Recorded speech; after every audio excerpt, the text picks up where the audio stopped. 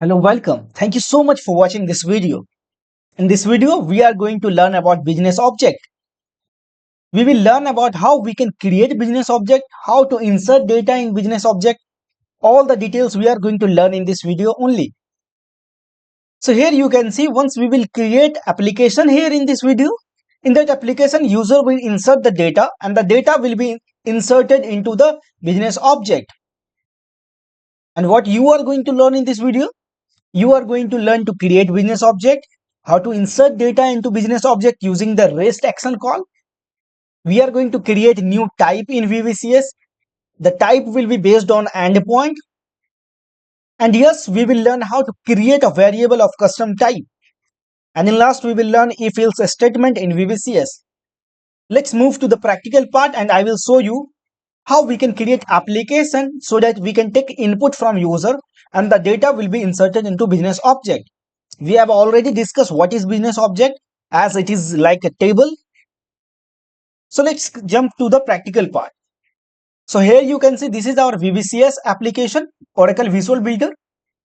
And here I created a dummy page, dummy form. You can see this is the form.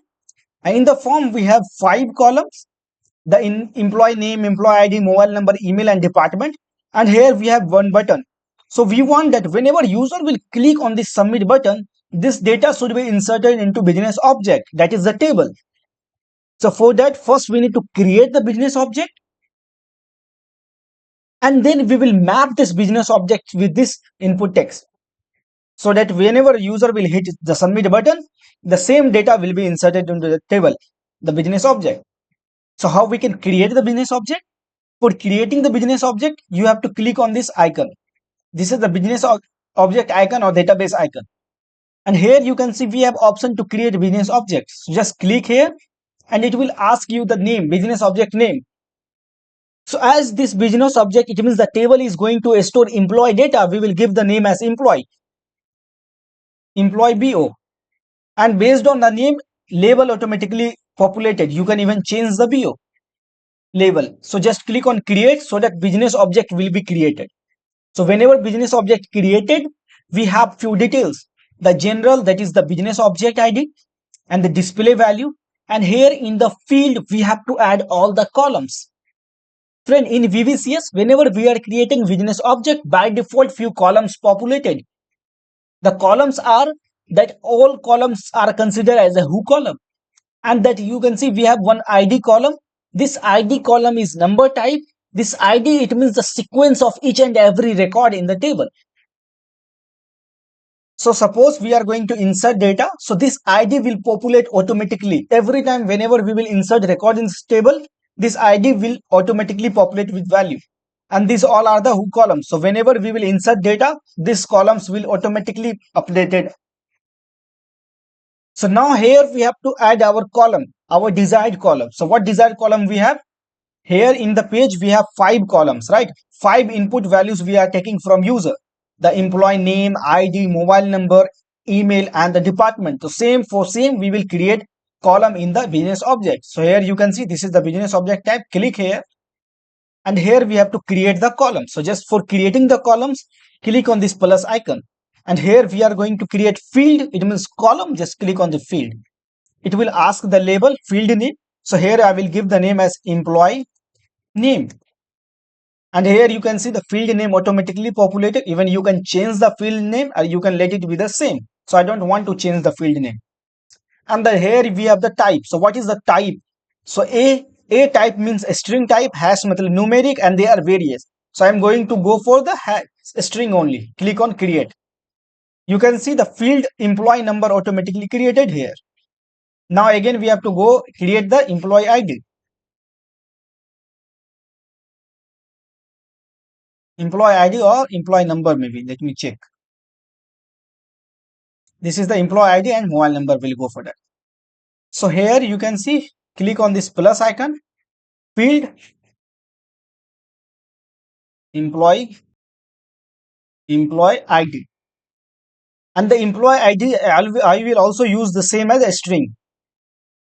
And for rest of the columns, let me add all the columns. The mobile, click on create. and then we'll go for the email. And for email here, you can see we have email type. So once we will select the email type, it will restrict user to select the correct format of the email. So I will go for email only. And last we have department.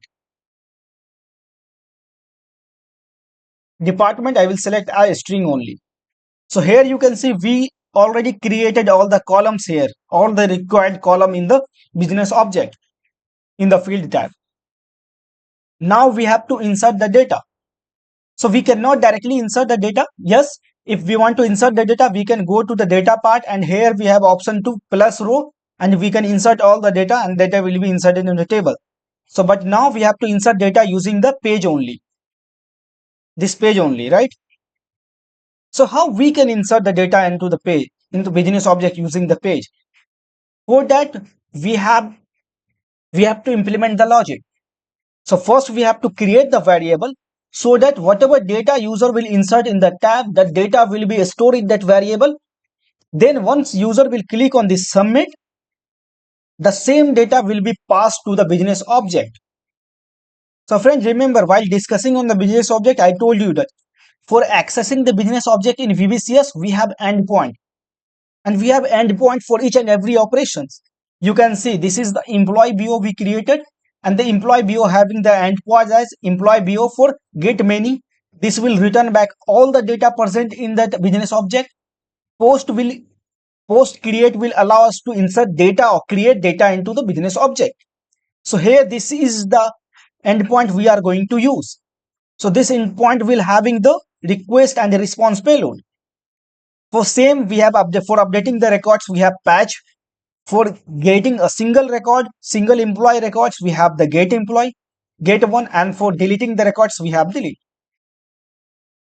So friend, remember, we are going to create a variable in such a way so that that variable can store all these columns, so that we can pass this all the columns in a single hit to the request payload of this create. Right? So if you will go to create, and here you can see in the request, we have the column. This is the API, and if you will go to the here body, we have all the columns. For creating the record, we required columns. So this is not required to pass all the columns. We will pass only the columns which we require. We have to pass. So here you can see this is the request payload, and this request payload having all these columns. We can pass all these columns, or we can pass our required column only. So first we need to create the type, so that based on the type only we can create the variable. So let's move to the page. This is the main start page, and here we have variable option. So whenever we are going to create variable, we have to select the data type of that variable. So normally we are selecting type as a number, a string, object, and all. But this time we have to select the type. The type will hold all the columns of this get employee, create employee, endpoint. So here what we will do, we will go and first create the type. So go to the type tab of the page, the main start page. In type, just click here in the type, and you will get option to create custom type or type from endpoint. So I will go for from endpoint. And whenever you will go for the endpoint, you can see the business object. So once you will expand, whatever business object you created in this application, web application will reflect here. So in this application, we have only one business object, that is employee BO. Once you will expand this employee BO, all the endpoint you will be able to see here. So as we have to create the record in the business object, we have to go for post. So once you will select the post, and next you will be able to see all the columns. So we have to create type with few columns only. So we have to create a new type with the column as employee name, employee ID, email, mobile, and department only. So here you can see new type will be created with these 5 columns. Go and finish. Once you will click on finish, you can see the create employee BO type created. Even you can change the name of this type. So let me change the name as create employee BO type. This is our name of the type. Here you can see the change, and this type having the 5 columns. This is the structure of the type. Now based on this type only, we have to create the variables. so that the same variable can be mapped here, mapped to this element. So now go to the type. This is our type, and based on this type, we have to create the variable. So see, the type name is create employee BO type. I will go to the variable, and here we have to create the variable. This variable we are creating for this page only, main start page only, right? So just click on variable, and here we have to provide the name of the variable. So I will give the name as create employee var, and here we have to select the type. So instead of a string, number or anything, we will create our new custom type created. So we created custom type for page. The name of the type is create employee BO type. I will select this type here, and I will click on create. Once we will create, new variable will be created. You can see the variable, and the variable name is create employee var, and the type of this variable is create employee BO type. So based on this type, this variable having all this element, the 5 element. So now we are successfully able to create the variable, create new type, create the business object. Now it's time to map this variable with the components, with the input box here, right? So now what we will do, we will click on the input box, go to the property. So right now, let me see why this property is not showing here. Now here you can see, we'll go to the design, and once we will click on this input text, in the properties, we will have option for this input text. And here you can see the data. Right now we don't have any value, so we have to map this input text with that variable, so that whatever value user will input in this input text, the value will be mapped with this variable, the variable we created right now. So here just click on this icon, and here you will be able to see the variable we created, the create employee var. Expand this variable and select the column. So which is the column for that variable? Employee name. So here we have the employee name column. So now this input text is mapped with the variable create employee var dot employee name column. Same as we have to map all these columns. So here I will go for the input text employee ID. Again, I will select the same variable, expand, and here we have the employee ID. For this mobile number, again I will go and expand this one, and will select the mobile. For employee, the same way we can do. Instead of using this one, you can use different approach, like create on this expression builder icon, and here remove this null, and here you can see this is our variable, the page variable create employee var. Expand this one and drag this here. So now you can see, sorry, this is the email, and we map with the mobile, so we have to map with the email only. So remove this mapping and map with this email. Save. You can see this input text is mapped with the email variable. Now it's time to map the department. So here this is our department. Go to the data, and again here in the mapping only, we will select the variable, and here we have the department. So now all the input text is mapped with their variable. So now whenever user will insert data into input data into this input text, the data will be mapped with this variable. It means that variable will hold that specific data. So now next step is to, whenever user will click on this submit button, the data whatever we have in that variable, the data should be passed to that business object. And we know that for accessing the business object, inserting data, creating the records in business object, we have to call the endpoint. This is the endpoint, that this endpoint is the REST endpoint. You can see this is the API to insert the record. So now again we'll go to the main start page, and here we have to register an event on this button. For register an event on the button, we have to click on this button and go for event. And once we will go for event, we have option to create event. Click here, and OJ action is the event that will be occur whenever user will click on that button. So I need to select that OJ action. So whenever we will select any action or any event, automatically it will create one action chain. Here we can change the action chain name, or we can use the same. So action chain define the process, define the steps we have to follow when user will click on this button. So what we want when user will click on this button? So we want to call the business object endpoint and pass the data. So we have already data in that variable and we have to call the business object endpoint. For calling the business object endpoint, we know that that is the REST endpoint, right? So here we have option to call the REST. So just drag this REST call here, and once you will click here, you can see it will ask you the endpoint. Which endpoint we have to call? So click on this select hyperlink, and here you can see the endpoint is for business object. You expand this business object endpoint, and here you can see employee BO. Inside this employee BO, we have this endpoint. The get endpoint for getting the details, getting the all records of the employee. Post BO for creating the employee record, and get for getting a specific employee. Patch for updating the employee records, and delete for deleting the specific employee. So here I will go for post and click on select. So you can see this endpoint is ready to call the, this action is ready to call the endpoint. But before calling, we need to pass the request payload, and the request payload we have in the variable. So here we have mapped each and every column with variable, the new type variable we created, right? So I will go for again action, and here you can see we have the mapping. So what mapping we have? We have the mapping of the request body.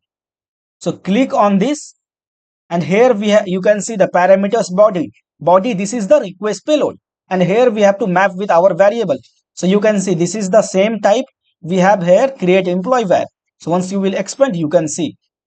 So now what we have to do, we have to map this with this body. It means that whenever we will call that endpoint, this variable, all the columns will be moved to the request payload. Click on save. So now here in the action chain, we added the call. So what we want next? Whenever this call will happen, data will be inserted into the business object using the endpoint, the business object create endpoint. Now once that will be completed, I want to show the pop-up of the response of that endpoint. For displaying the pop-up, what we can do? We have a notification option. So here I will drag this notification, and the notification here we have to provide the message. So I will provide the message as, here let me go for this one effect, the expression builder. I want to show message like response of endpoint call, and what response it will return I want to map here. So here you can see action chain. In action chain we added the call REST business object create employee endpoint. So once you will expand here, you can see this is the body we will receive as a response of that REST call, and with this body we will have all the details, that okay status text. So I want to map the status code here. So this status code, we know that whenever we are calling any REST API, it will returning back the status code as 200, 201, 400, not found and all. So this is the same value it will reflect. So select save. Now we are done. In the action chain, we are going to call the business object endpoint to create the record in the business object or insert the data. We provide the mapping, and now we added one notification to give the pop-up message. So now done, go to the page designer, and here you can see we are done with the page. If you will go to the code, for each and everything, we will have the code written automatically. So here you can see this is the variable input text. The name of this input text is, you can see the employee name, right? And here you can see for this input text, if you will go to the code, here you can see this is automatically highlighted, and here you can see the employee name having the value as a variable dot create employee var dot the attributes, that is employee name, mapped here automatically. For all the input text, it's automatically mapped. And here you can see in the button, submit button, we have the OJ action, and the action called the listener, that you can see listeners dot business button action. So now go to the designer, and now it's time to run this page. For running this application, click here in the run icon. It will take a little bit of time to load the page.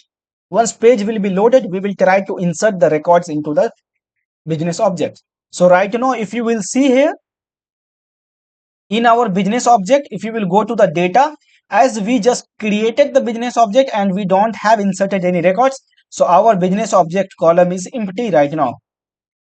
Now we have, whenever we will insert the record, the data will be inserted into business object. So let me provide the name, employee name, Aaron Zafar, ID at E001, mobile number, suppose, email, and here we have to provide the department. So let me pass the department at D001. In further video, next video, we will create another business object that will be named as department, and then we will create a relationship between the employee business object and department business object using this department ID, so that we can combine that one. So once we will click on this submit, this data will be hit into the object. And here you can see we got response of the endpoint call as 201. This is the icon we selected. So this is not the error. If we will go to the call here, go to the action chain. Sorry. Here go to the action. Here you can see notification. We have the notification type as error. So let me select this error to confirmation. So now if we will run the application, this time it will not show the red icon. Right?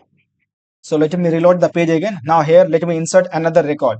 So suppose I want to insert the record as, so for alarm, and we have to provide E002 and mobile number, email ID, and here the department. So suppose department, I want to give the D002. Once we'll click on submit, this data will be inserted and it will show the message. You can see the response of the endpoint is 201. And we know that REST call response 201 means created.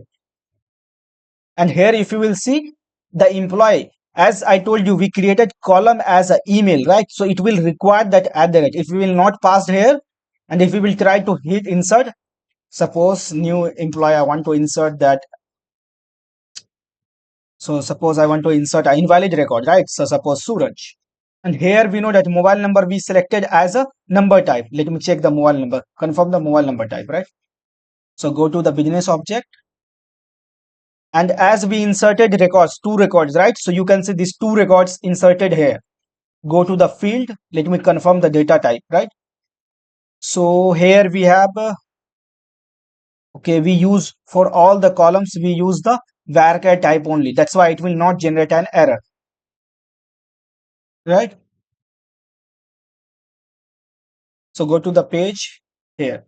So now everything is fine. It's working. Now we have to add the condition, right? So what condition we can add? So instead of showing that one, we can provide the message. So here, just go to the business object here. If you will go to the action, and here instead of directly firing the message, right, we can add the condition that based if our response is 201 only, then show the success message. If response is not 201, show the error message. So how we can implement that one? For implementing that one, first remove this notification. Now here it will call the endpoint, and this endpoint will return back the response. So on that response, we have to add the condition. For that, in here we have the if statement. So we will drag this if here. And here if we have to provide the condition. So select if and it will ask the condition. So expand here. And here you can see this is the action chain call. Action chain REST call. I will expand here and this is the status. So I will add the condition on this status only. Right? And here we will add if status is equals to 201. So here we know that in JavaScript, we have to use triple equals to make conditions here in this case, right? So I will save. So here this if will only comes under this add action when this the return status will be 201. And now what we want, if we get a response as 201, we want to display the message, success message. So here I will go and again I will drop the notification. And in the notification type, I will select the confirmation and the message I will show records inserted successfully. Now, if we didn't receive the status as 201, so what we want? We want to add else condition. So we know that for each and every action we are adding here, we have by default the code written for that. So if you will go to the code, you can see the JavaScript code for that. So here you can see we have the if statement. You can see if the response status code is equals to 201, it will perform this action. And here for the same, we can add the else condition. So let me add the else here. And else what we want? We want to call the same the fire notification, and instead of insert successfully, we will show the error message. Error while inserting data. And here instead of confirmation, I will throw an error message. Now if you will go to the design part, you will be able to see the if and else part here. If we will receive the status as 201, it will move to the if part, else it will go for the else part. Now run the application again. It will take a little bit of time to reload. Once reload, we will be able to see the same. So here for creating, let me create one record as Rajesh Kashyap, and will provide the email as ID as E005, mobile number at 123.123.123.4, and here email Rajesh at, let me skip the at the rate 123, as we have not added the validation, right? We just added the validation in the input text only, as we selected the input text as email, and department D003. Click on submit. So once we will click on the submit, the same record will be inserted in the business object, and we will be able to see the record. Here you can see the message as confirmation, record inserted successfully. And if we will go to the business object, here we will be able to see the same record. Go to the data tab, and here you can see we have the records Rajesh Kashyap and the two records we created previously. So this is the simple way we can create our application. And if you will see the business object for each and every record, if you will go to the data, we have by default ID generated here.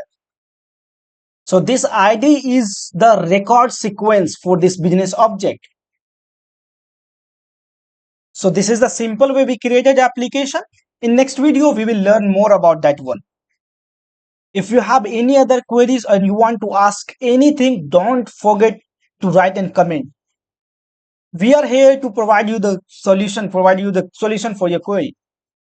If you like this video, the way I am explaining the things, don't forget to subscribe this channel and press on the bell icon. You can connect with us on LinkedIn too. Thank you again for watching this video.